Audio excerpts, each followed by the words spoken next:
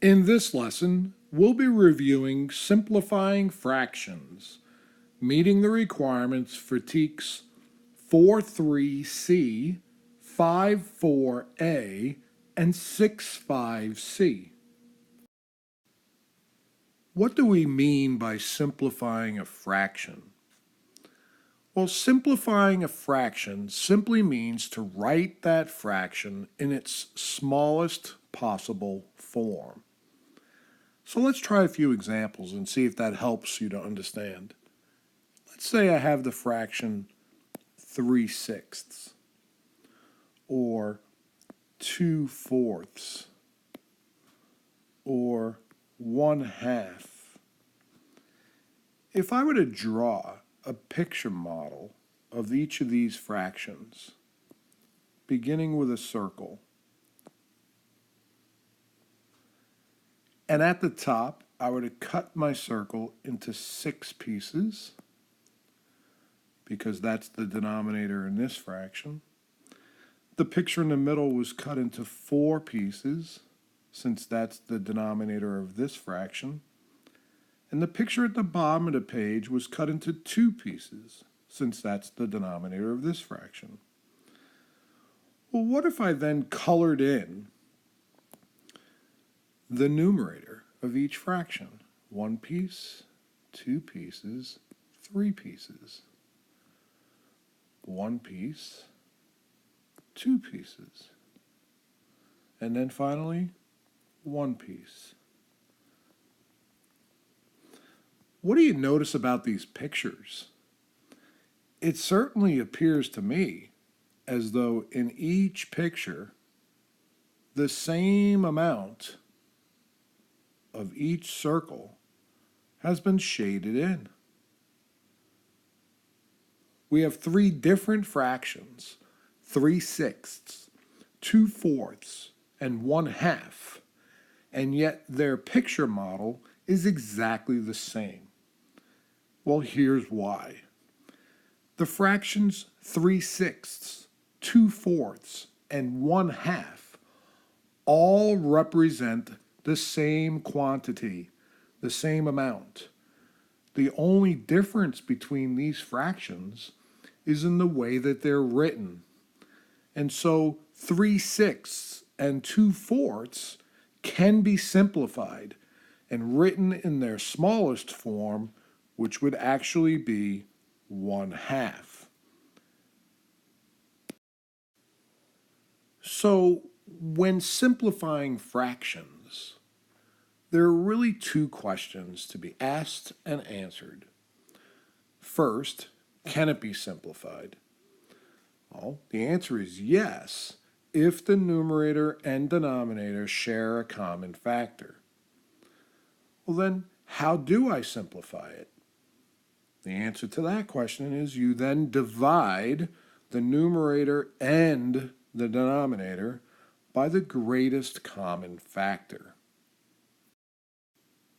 So can every fraction be simplified? What if I had the fraction 5/9? Well, I said in the previous slide, to answer the question, can I simplify a fraction? The first thing I need to do is list the factors of my numerator and list the factors of my denominator. And once I've listed those factors, I need to see if there's a common factor larger than 1. So when I look at the factors of 5, my numerator, and the factors of 9, my denominator, I do not see a common factor larger than 1. If the numerator and the denominator do not share a common factor, that fraction cannot be simplified. In fact, that fraction is already simplified. And so the fraction 5/9 is already written in its simplest or smallest form. So let's try another example. If I have the fraction 12/15, the first question is, can it be simplified? So we know in order to answer that question, I need to see if my numerator and my denominator share a common factor. So step one is to list the factors of my numerator and then to list the factors of my denominator.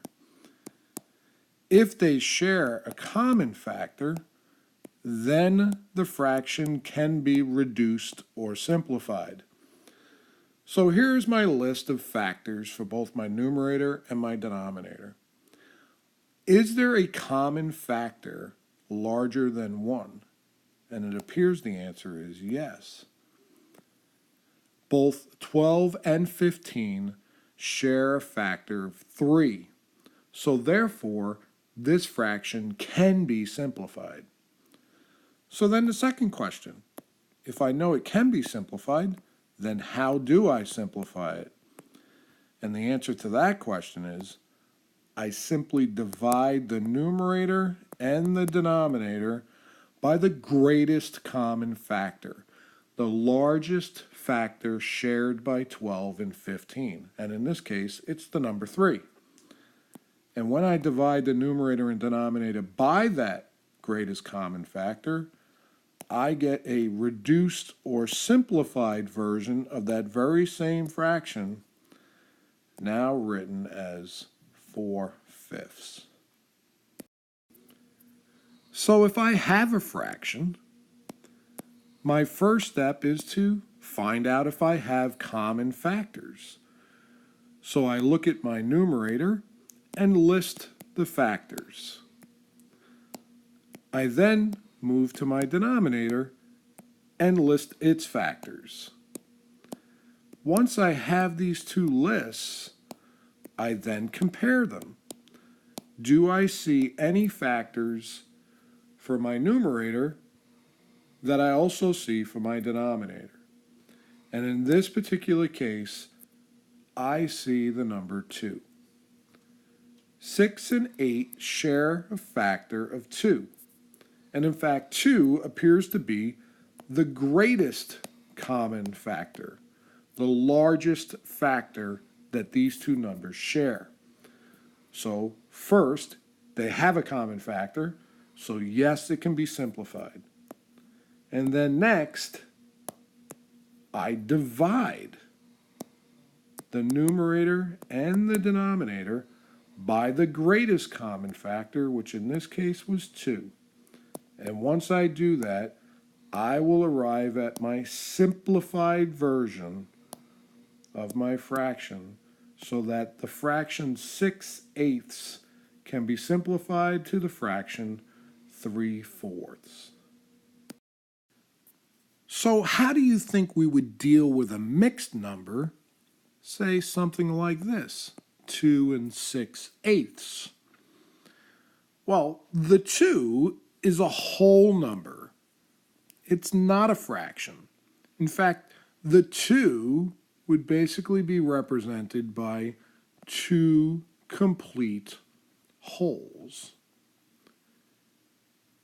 while the fraction would be another whole, in this case cut into 8 pieces, of which 6 of them would be shaded in. So it would look something like that. So we're not simplifying the whole number. That number represents 2 entire wholes. We're only going to try to simplify the fraction itself. So a mixed number, in this case of 2 and 6/8, would be written as 2, and then the 6/8 we would now need to find whether or not there were shared factors between 6 and 8. Now the factors of 6 are 1, 2, 3, and 6, while the factors of 8